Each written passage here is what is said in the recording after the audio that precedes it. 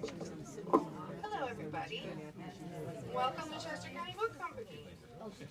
Thank you for supporting independent bookstores, and Independent Bookstore Day is April 30th, so be sure to come back and visit us.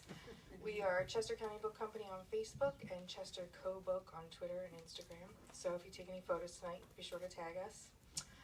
David Baldacci has published 31 novels for adults. All have been national and international bestsellers, and several have been adapted for film and television. David has also published 5 novels for younger readers, including the #1 bestseller, The Finisher, which is in development for feature film, and its #1 best-selling sequel, The Keeper, which we have here tonight, as well as his adult titles. While David is involved with several philanthropic organizations, his greatest efforts are dedicated to his family's Wish You Well Foundation. The Wish You Well Foundation supports family and adult literacy.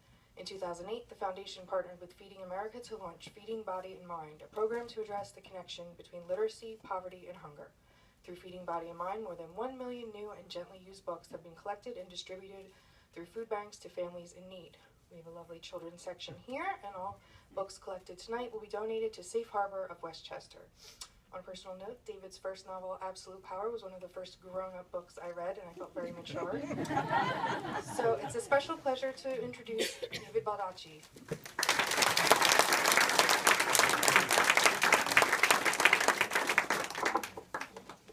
You felt grown up, I just feel old now. Not a problem.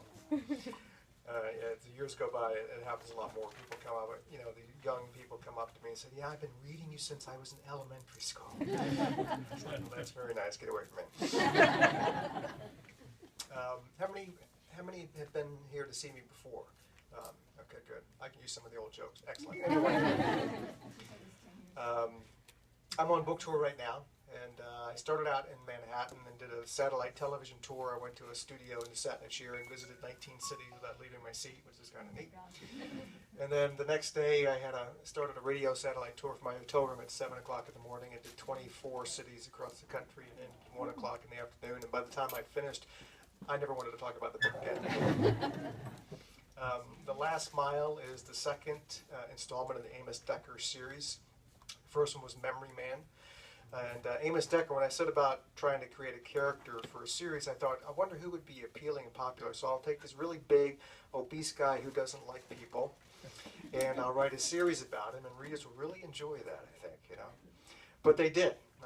They seemed to love the guy. And I don't know what it says about me, because he is sort of bizarre, and he doesn't have a lot of social cues or skills and a lot of filters.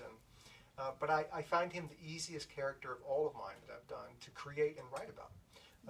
Again, I have no idea what that says about me, because he is very bizarre and quirky, but I love the guy. I like to write about things that, not that I know a whole lot about, but that I'd like to know a whole lot about. It sort of drives the passion and enthusiasm for writing books. And I've always been fascinated by the brain. The brain is the most powerful organ we have. It can do overwhelming things to you. It can trap you in your own body. It's so strong. It can convince you as you look in the mirror that you're deathly obese, even though you're actually dangerously thin if you have an eating disorder. It can convince you that if you don't go through this elaborate counting routine before you leave your house, something bad will happen to you if you have OCD, which probably 35 million Americans do. So it can dominate you. So the idea for Amos Decker was to take this guy who was a football player, outgoing, gregarious, friendly, and to have him blindsided on the field and knocked out and really killed on the football field and then brought back, interested me, because he was a different person. Because when your brain changes, you have a brain trauma, your brain sort of rewires itself and it changes. And he came back a different person. Now, when I went out on tour with Memory Man, I asked 2 questions by show of hands. I said, how many people here think it would be really cool to have a perfect memory? And even if people didn't raise their hand, I told them to raise their hand, otherwise the punchline doesn't work. So just raise your hand with me. Thank you very much. Then I would ask, how many people here have something in their life they'd much rather forget? I think everybody does. Okay. I raised both hands when I asked myself that question. So it really is. It can be a blessing, but can also be an albatross around the neck. So in The Last Mile, Amos Decker has solved the mystery of his family's murder in Ohio. He's moving east to work with the FBI's in Quantico, the task force for cold cases. And it's the last day of the year, New Year's Eve. And for me, it was sort of symbolic for him. He's starting a brand new life, brand new year. And he's driving across the states, and he hears a program on NPR about this guy named Melvin Mars, who was a legendary running back in Texas, freakish, athlete that comes along once in a generation. He was an All-American at University of Texas. Decker actually played football against him when Decker played for Ohio State, and Melvin Mars got by far the better of him in that matchup. He was a lock for the NFL, and on the eve of the draft, he was arrested, convicted, and condemned of murdering his parents. So he went to prison and has been rotting in prison for 20 years. And in the first chapter, you'll see he's about to be executed.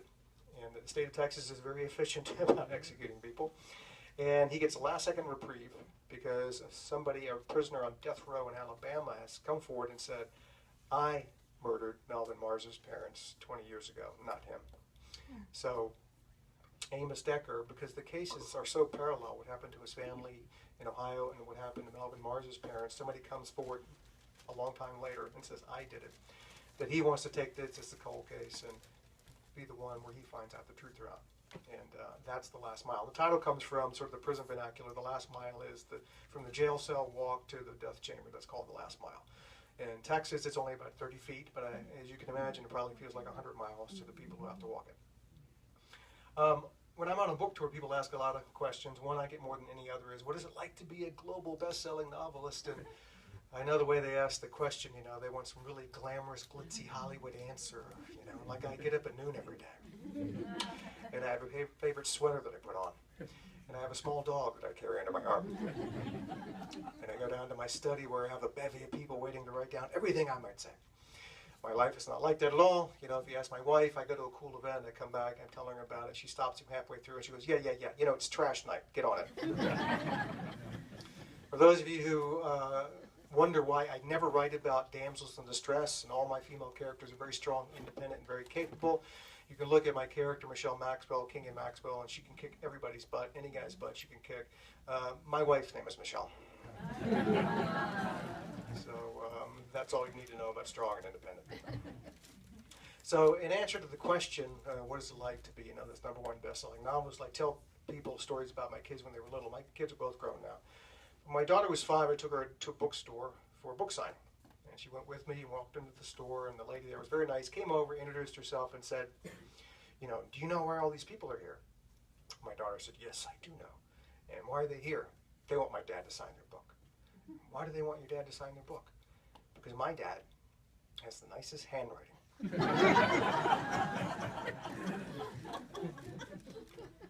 She's a college graduate now, and I think she still believes that. Comes home, she's like, Dad, how's the cursive? Good? Okay, good.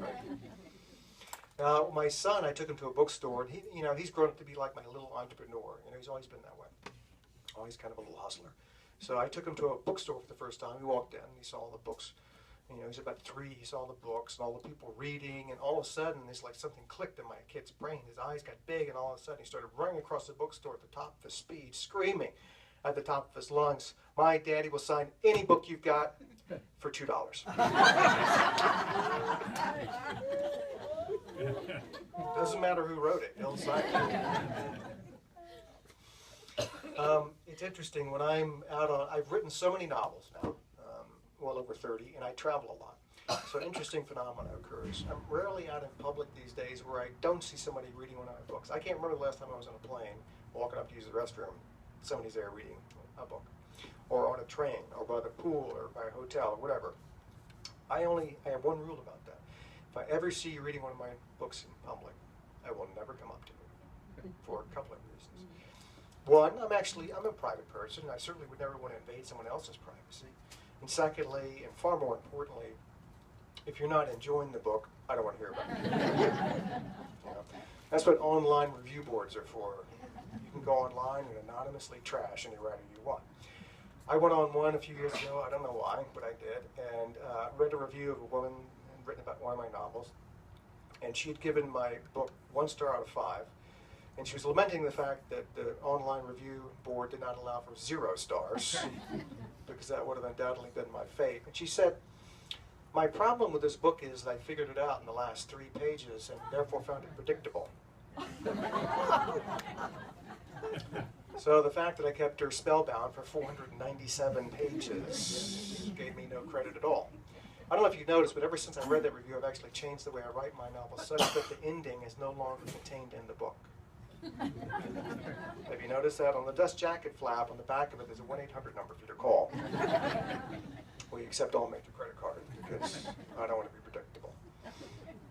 Well, that's my rule. I'm not going to come up to you if I see you reading my books. Now, about 5 years ago, I was on book tour. I flew into Los Angeles, LAX, really late at night. I had a busy day the next day. I just wanted to grab my bags and baggage claim, hit the hotel, and crash, get ready for the next day. So I'm walking towards baggage claim, and I see this guy. He's standing in one of the aisles of one of the concourses, and he's just standing with his bags all around him, and he's reading a book, standing up holding books like midnight at the airport. My first reaction was, you know, one of pity. I was like, oh my God, I feel sorry for this guy. It's midnight. He's all by himself. He's reading a book. It's just, you know, kind of depressing. And my second reaction is one of curiosity. Obviously, I'm a writer. I have a lot of friends who are writers. So as I walk past, I look over my shoulder to see what is this guy reading, and he was reading a copy of Absolute Power, my first novel. Now, I remember to this day, I sort of standing there vacillating back and forth. You know, should I? I got this rule. Shouldn't I? I really got this rule. And finally, I thought, you know, he looks fairly normal. So I walked over to him and I said, wow, it really looks like you're enjoying that book. And he didn't even lower the book. I couldn't even see the guy's face. And he said, yeah, it's a page turner. I'm really enjoying it. I said, well, actually, I'm really happy to hear that. Would you like me to sign it for you? So then the book came down a little bit, and I could see his, you know, beady little eyes. And he looks me up and down, and he says, no. Why would I want you to write your name in my book? You're trying to steal my book? And he was like a big guy. I took a step back. I'm thinking to myself, see, this is why you have rules, moron. And I said, no, not at all. I saw you reading it. You said you were enjoying it. I just thought you'd like an autograph because I wrote it. And he looks me up and down and again, and he says, no, you didn't? Now, I'm really kind of trying to keep this calm, and I took another step back, and I said, well, ironically enough, Absolute Power is my very first novel. I am David Baldacci. So he points a finger at me, I won't tell you which one, kind of in the middle of the hand. And he says, look, freak, you're not Baldacci. Get away from me before I call the cops. Now, I can only imagine this happens a lot at LAX. A strange place in the day, much stranger place at midnight. For all I know, there's a guy in a white suit walking around going, I'm Mark Twain. I've been dead a long time, but I saw you reading Huckleberry. And, well, I'm a nice guy. It takes a lot to get me upset. This guy, like, just pushed my buttons past maximum. So I reached over and I ripped the book out of his hand, and I spun it around. The publisher conveniently puts a picture of me on it. I held it up and I said, do you see Buckaroo? It's me. So he looks at the picture, he looks at me, he gets a really sort of stupid expression on his face. Slowly reaches into his pocket, he pulls out a pen, he's chuckling, he's looking down at his shoes, and he said, Mr. Baldacci, what an honor. Would you sign my book for me, sir, please? What could I do? You know, I laughed too. I slapped him on his back, you know, as hard as I could. And I said, no. But I did. I signed it, but I swear, you know, if you see me out in public, got one of my books, don't even try to catch me. Won't happen. Now, I do a lot of research for all my novels. Hopefully, if you read them and enjoy them, you can tell. I don't Wikipedia stuff. I don't Google stuff. I like to go out and do some of the things my characters do. I like to visit the places I write about. I don't want a buffer in between. I don't want a third-party interpretation of what something looks like or smells like or feels like. I just like to do it for myself. And a number of years ago, I decided I wanted to start doing a military series with a guy named John Puller. And the first novel was 0 Day. My dad was in the Navy. All my uncles were in the armed forces, but I had never served. And I lived in Northern Virginia, and there was a big military footprint there, so I have a lot of friends in the military. And one of my good friends was a Ranger and was a retired lieutenant colonel. So we jumped on a plane and flew down to Fort Benning in Georgia, where the Rangers train, infantry train. And I spent 3 days down there getting my butt kicked from one end of the base to the other. The first place he took me was the parachute jumping grounds. And there are 2 towers at Benning. One is a 212-foot tower that you jump off with a parachute and hopefully you land safely. For liability reasons, they would not let me jump off of that tower. Thank you, God. The other tower was shorter, And you don't jump off of the parachute because you're not high enough, but you're attached to the zip line. And they let me jump off of that one. So I'm there getting prepped. They have like 50 paratroopers there because this is where they train. And these guys are like jump out of perfectly good airplanes all the time, no problem. Putting my crash helmet on, putting all the harnesses on, giving me advice. I'm signing all these waivers, you know. It's like if you die, if you die, if you die, if you die, if you die, it's not our fault, okay? So you have to sign all this stuff. And then the paratroopers are giving me some advice. They said, look, the strap's around your chest, the zip line's going to be attached here. Don't worry about it, forget it. It's not going to fail, you'll be fine. The strap's around your thighs. That could be a problem. When you jump, you're going to drop suddenly. And if those straps are not really tight around your legs, they're going to move. And they're going to hit a part of your anatomy you'll never forget. So as I'm walking up to the tower, my friend is like videotaping this. And I'm cranking these straps back so hard I had no blood flow in my lower extremities by the time I got up there. And it's just me at the top and the jump master. It's like a little building on top. It's got a cutout door like a plane fuselage. And he attached a zip cable, just one cable here, and it runs out through a hole in the wall. So when you look out the doorway, all you see is the open air. You see nothing that actually will support you from plummeting to your death. So the jump master said, okay, first question, are you afraid of heights? And I said, not until I got up here. He said, okay, here's what you have to do. You're going to back up to the far wall over there. You get a running start, run right towards the open doorway, push off the doorway. As far away from the building as you can jump. The farther away you jump, you won't drop as much immediately. You're going to get ripped violently to the right, trying to simulate you on this line, jumping out of an airplane. He said, if you remember nothing else I tell you, remember this is critical. Critical. Keep your chin tucked tightly to your chest as you jump. So I said, well, why is that so critical? He said, well, otherwise, the cable will come right around and it'll take your ear right off. Now, I thought he was just kind of trying to scare me, but about 6 months later, I was doing a book signing. Guy comes up, he's a tall, fit guy, short hair, bald cap, and obviously military. And he said, hey, I heard you jumped at Benning. And I said, yeah, I jumped on the zip line. He goes, yeah, me too. And he took his hat off. I forgot to tuck. So he turns to the side, and half of his ear is gone. So I excused myself from the signing, went to the bathroom, threw up. But I'm a tough guy, so I came back and finished that book signing. I just want you to know. So I told the jump master, okay, that box is checked. Don't worry about that. He said, all right, now you're going to be heading down to the ground at a very fast rate, about a 45-degree angle, and there'll be soldiers on the ground waiting to give you further instructions. So I looked at him. I was a little confused, and I said, do you mean while I'm still up in the air? And he said, yes, sir. All right, so that was a scenario. And I have to admit, it took me like 5 minutes to sort of gather my everything, you know, to just jump out into the open air and do all of this stuff. And I found out later that down below the paratroopers had started a betting pool. It was 50 to 1. I was not going to jump. I was going to chicken out. The only person who bet for me was my friend who flew down there with me. And he told me later that, yeah, he said, I bet a lot more money against you. I'm sorry. And it took like 5 minutes for me to jump. So long, in fact, that on the tape you hear one of the paratroopers going, what the hell is he doing up there? Writing a damn book? And I'm thinking to myself, why, yes. That's sort of the point, right? So finally I said, I got to jump. So I backed up at the far wall, got a running start, hit the doorway, jumped as far away from the building as I could. I kept this here. I still felt that cable come around and flick the back of my ear, and you get ripped this way, and you're heading down at like a 48-degree angle. And then I see that I'm heading right for a solid 5-foot-tall dirt berm wall. I'm going to smash in this wall, and that's it. I'm going to die. And I'm thinking to myself, this is one sick joke by the Army. I mean, my God, who thought of putting a wall on the parachute jumping grounds? And then I hear people screaming at me, lift your feet, sir. Lift your feet immediately. Those were the further instructions. So I lifted my feet past my head, somehow. In addition to being very tough, I'm also incredibly flexible. So I cleared the wall, and they grabbed my harness and stopped me. And for all of that, the Army gave me a piece of paper, and it said, congratulations, you jumped. United States Army. So I've got that framed that's in my office. I look at it every day when I'm writing. My wife and I founded, as you heard in the introduction, the Wish You All Foundation. We funded programs across the United States over the last 16 years, including programs here in Pennsylvania. And we'll continue to do so. The book collection effort has been phenomenally successful and popular, and the food banks love it.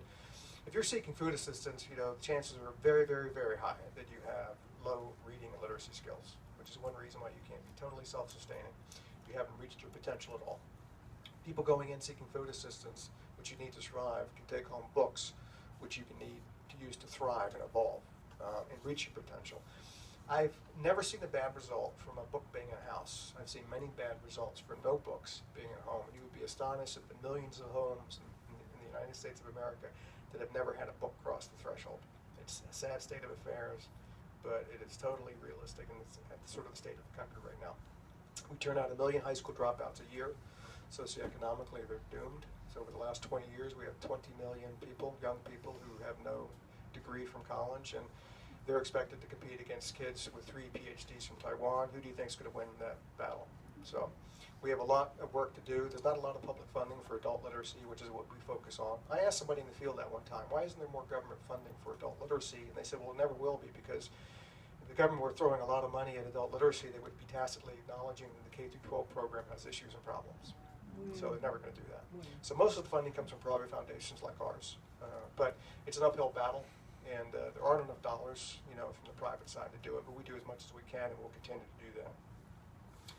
In the fall, I have a new book coming out. It's a new John Puller.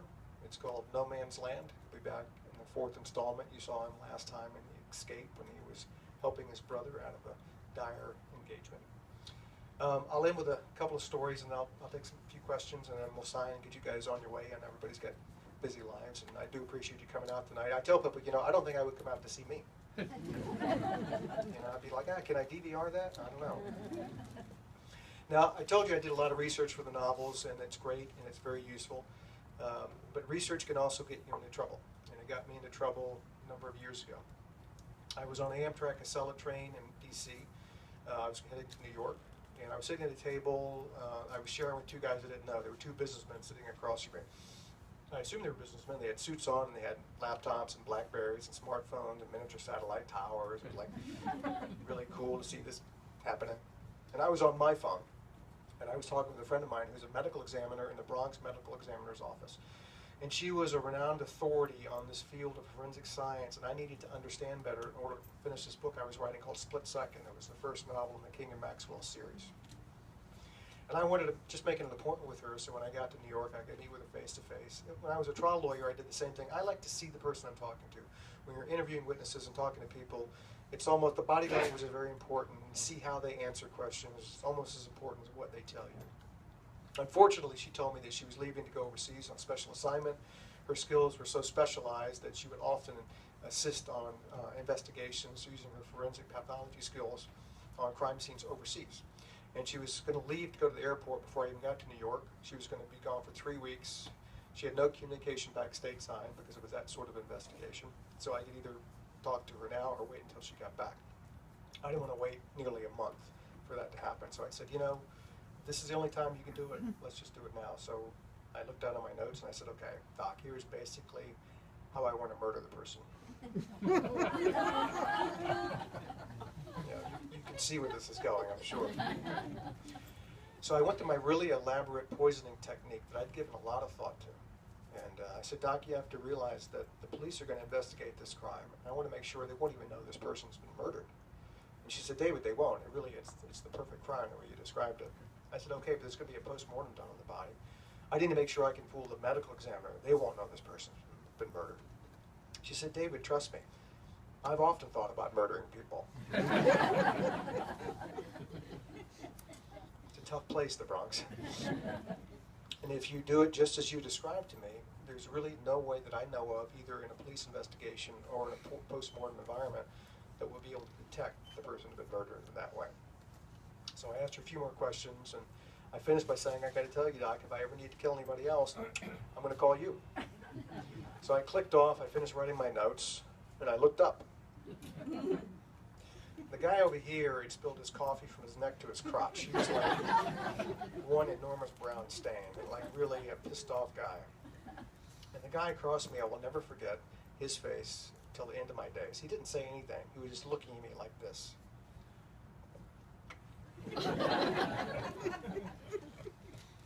And over his shoulder, I see the Amtrak police coming.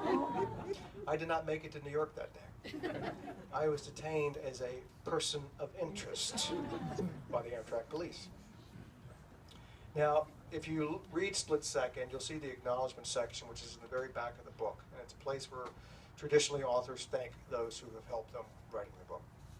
The very last acknowledgement in Split Second reads something like this. To any and all passengers on the Amtrak Accelerator who might have overheard me discussing with an expert poisoning techniques for purposes of researching and writing a novel and probably scared out of their wits at my seemingly diabolical intent, I apologize. So, and I thought it was very fair of the judge to let me do it that way. Last story. You know, people assume, well, you're a famous writer, so you must get recognized in public all the time. Almost never.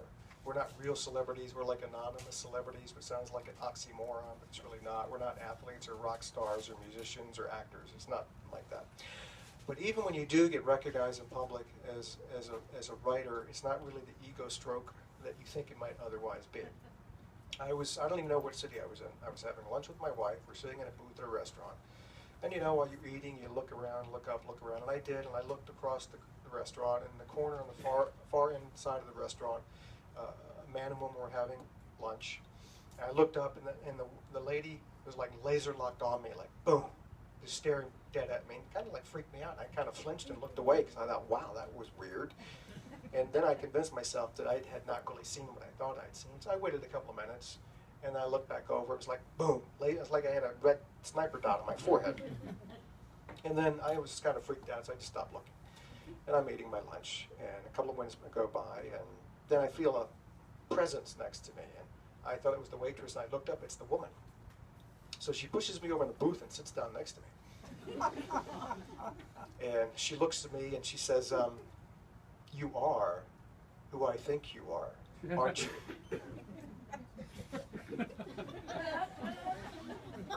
And I have no idea if this woman's like a psychopath with a gun, so I'm just trying to keep it kind of calm. And I said, well, do you read a lot of fiction? And she said, oh, yes, I do. So I sort of laughed nervously. I said, well, I guess I am who you think I am. And then she said, oh my God, I can't believe this is happening to me. This is the most magical moment of my whole life. I can't even process what is happening to me right now. I never in my wildest dreams thought I'd have the opportunity to meet you. She turns and she screams across the restaurant to, I guess it was her husband. She screams out, I was right, Joe. It is John Grisham.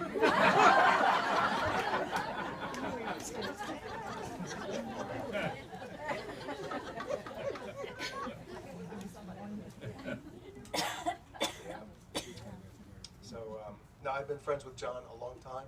John's a great guy. Every time I've asked him to do a charitable event with us, he's done it, really stepped up to the plate. Quintessential, sort of Southern gentleman. That moment in my life, really not feeling the love for John at all.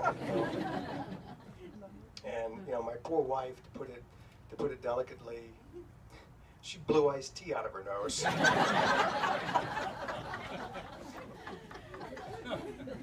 don't know if you've ever done that. It's not as easy as you might think. And she said to the woman, very politely, she said, that's the right genre, but it's the wrong author. And the woman, she looked mortified. So she looked at me again and she goes, oh my God, are you Baldacci? And I said, yeah, I am. So obviously terribly chagrined that I was not Monsieur Grisham. She turns and screams across the freaking restaurant. Yeah, you're right, Joe. It is Italian.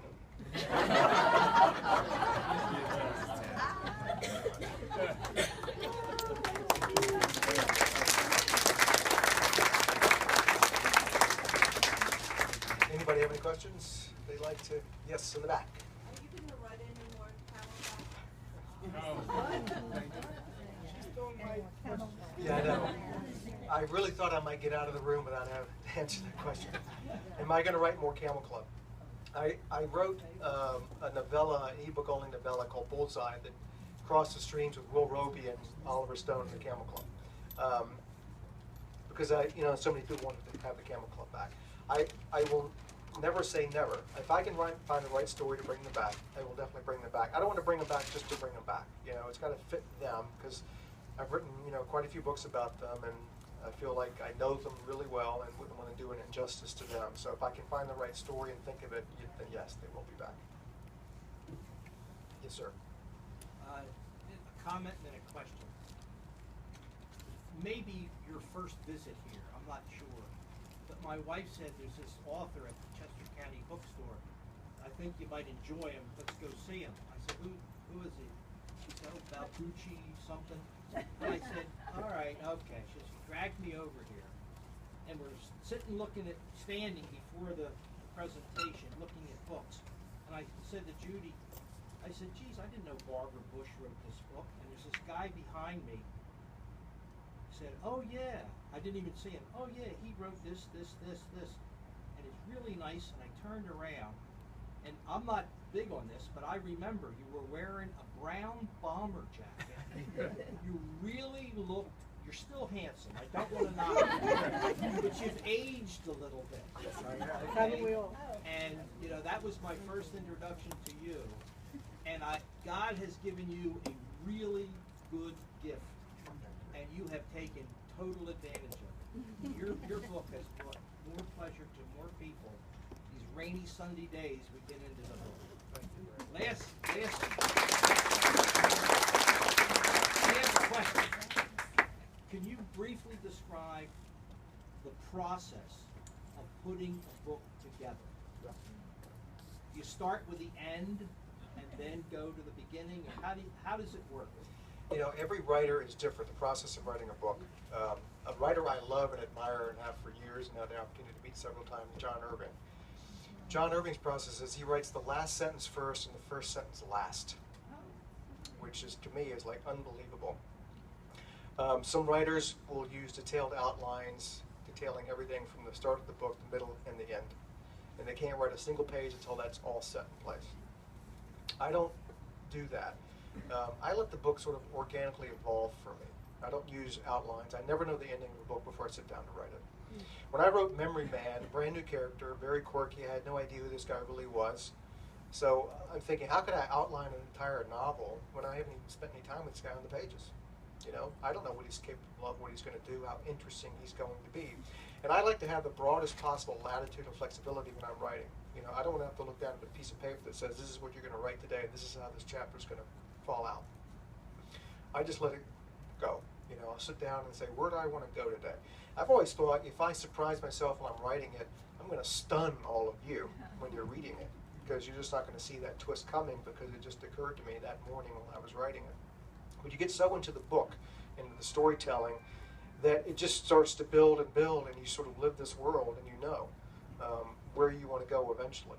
Endings are interesting. You know, I've rewritten endings. I've gotten to an ending not really knowing which of 5 different things I would like to do, and I work through all of them to see what is the absolute best possible ending to the story I've been trying to tell for the last 400 or 500 pages. I write about things that I'm interested in that I may not know a lot about. It's a long, hard slog writing a novel, really writing anything, but certainly writing a long novel. You don't want to run out of gas halfway through. And you're going to run out of gas if you pick the topic that you think is really trendy, really cool, really hot, that readers will really want to read about, but really you don't have a whole lot of interest in.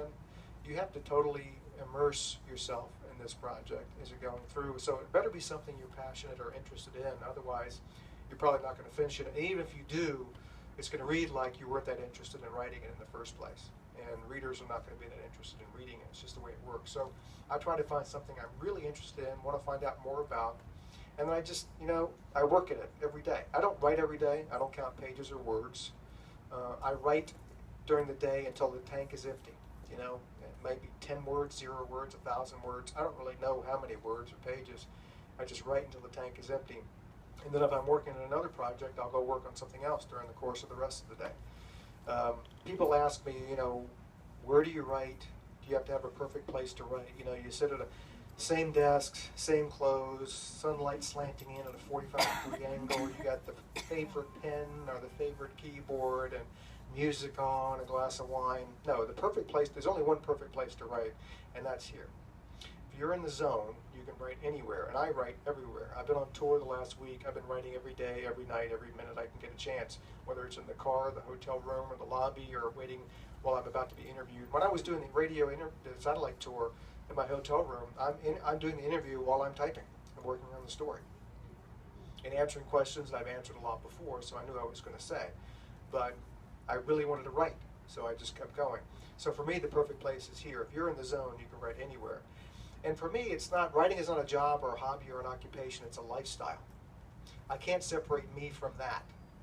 And when I go into any place, I'm always looking at possible story ideas, something that interests me. I come into here, I see this group of people, I see the books, I see the way the back room is set up, the exit doors they have, the shelving, the way there are nooks and crannies and boxes stacked everywhere, and ideas start to percolate all over the place. I see an interesting person out there, how someone is sitting or talking to someone or looking at their phone, or holding the book, or using their hands to do something interesting. I remember that and see that and pull that in, because all of that is a big part of who I am. I think the best writers are the ones who never lose their curiosity and fascination with life, who are incredibly good listeners. You know I'm up here talking to all of you. I'd much prefer to be out there listening to all of you, eavesdropping on conversations. I love to eavesdrop on conversations. It's fascinating stuff to hear people say. So that's my process. It's just all immersive, my lifestyle, who I am. And I approach every book a little bit differently. It's not like I have a formula for what I do. I will tell you that I sit down before every new book fearing that I can't bring the magic again, fearful that someone will find out I have no idea what the hell I'm doing, and just wondering, how I got to where I am. And then I sit down and I start writing words out, and everything seems to be okay after that. Thank you. Yes, ma'am. About how long does it take you to compile a book? A book from start to finish with research and editing and all that is about 8 months. 8 months? 8 months of hard work, Oh solid my work. Lord. Now some people, take longer. Some people go shorter than that. So, it all depends on the writer. Yes, it does. But for me, it's about that amount of time. Wow. Yes, over here. Were you a writer as a child, or how did you become a writer? I was a talker as a child, and I talked all the time, and I argued with people all the time. I lived on a street called Austin Avenue in Richmond, Virginia, and I argued so much with people, they started calling me the Austin Avenue lawyer. Ironically, I grew up to be a lawyer. And I remember when I was about 8 years old, and I would tell these yarns and stories all the time, And about 8 years old, my mother went to the bookstore and bought me a journal and brought it back and said, honey, some of these stories and stuff you're saying all this time, why don't you try to write some of it down? So I got my pen and I had my journal and I started writing stuff down. It was kind of like, a light from heaven hit me. I was like, oh my God, this is, because I was a big reader as a kid too. And I would sit and hold a book and read through a book where I would be totally lost in the imagination of somebody else in a world they created that didn't exist before they created it. How cool is that? Really, how cool is that? And when my pen hit the paper, I was kind of like, I can do this. I can take what's up here and transfer it onto the paper. I can create stories, and other people can lose themselves in. And I never really looked back from there. I started writing. I spent 10 years of my life writing short stories, trying to get those published when I was in middle school and high school and college. And then I started writing screenplays because I thought that would be an interesting sort of medium to write in, where the written word is not what you're going to see as the end result. It's going to be what's on the screen. And then started writing novels. And years later, I went back to my mom and I said, Mom, my God, what a gift you gave me that day. It really did change my life. And she said, honey, I'm really glad it's worked out for you, but quite frankly, I just wanted to shut you the hell up.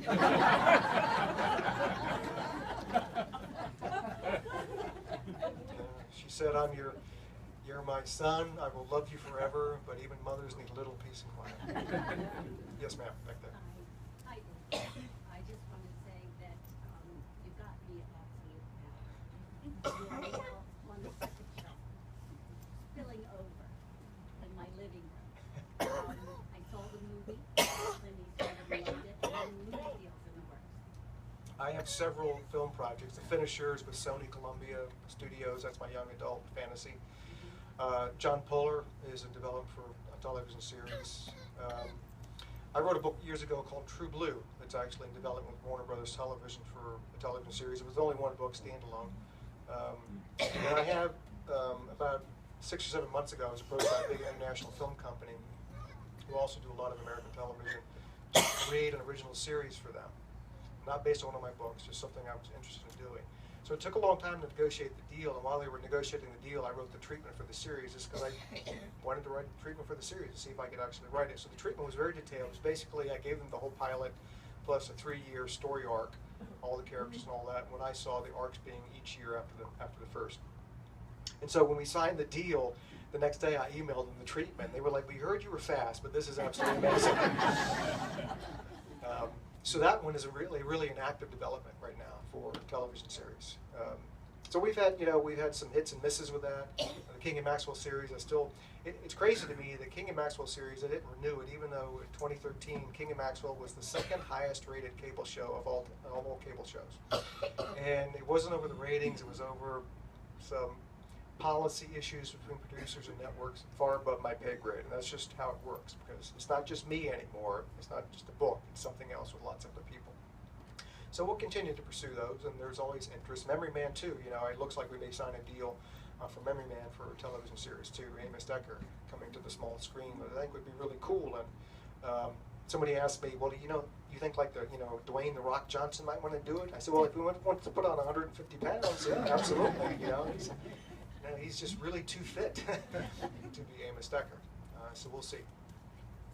Yes, ma'am.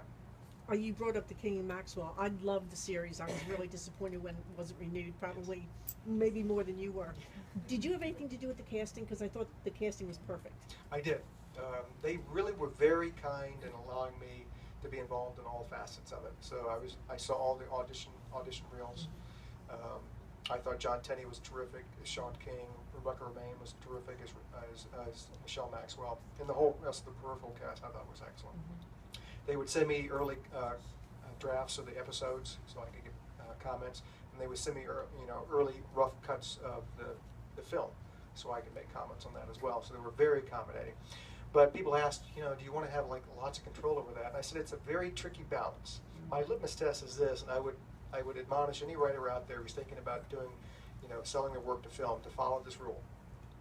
You want to have input, but you never want to have enough control over a film project that if it fails, they can blame you. Trust me, that is a great rule of thumb to have. Can you tell me where that was shot too? It was shot in Vancouver. Was it? It was beautiful. Yeah. Which looks just like Washington, D.C. without the politicians. Anybody else? Are there any more King and Maxwell books coming? There will be at least one more King and Maxwell book. Yes, I love them too. It's not like I'm ignoring them or I forgot them. It's just that sometimes you get new characters, the Will Roby, the John Fullers, and now Amos Decker, and you only have so many books you can write at one time. But yeah, they will be back. Yes, ma'am, right here in the green. Will Roby, any chance of any filming or TV with them? Will Roby, there is interest in Will Roby for feature film. And we'll see, that's a long shot. I think it would be a cool franchise they could do. There are a number of studios out there now looking for franchises like that. They had great success, even though they're rebooting now with Matt Damon, great success with the Bourne series. So we'll see, but there is interest for Will Roby. Yeah. Take a couple more. Yes, ma'am? Do you ever almost confuse your characters, or do you know them so well that like that they're your next door neighbor or something, that you know the color of their hair and how they walk and you recognize them? Yeah, do I ever confuse my characters? It really would be like, forgetting the names of one of my kids. It's not going to happen unless something really bad has happened to me. There are some days where I wanted to forget the name of my son. But all parents go through that, particularly with the boys. Back in the back. Your first 8 books were all standalones, and then you got into this series, that series, etc. Do you have any more standalones left? Do I have any more standalones left? I'm almost certain that I will. The series thing started with King and Maxwell, and then the Camel Club. But I really cut my teeth and came up with standalones. And I have ideas for books in the future that I know are not going to be series, because they're more plot driven and not so much about the characters I would want to bring back. So I would say, yeah, probably so. Guys, thank you very much for coming out tonight. Have a great rest of the spring.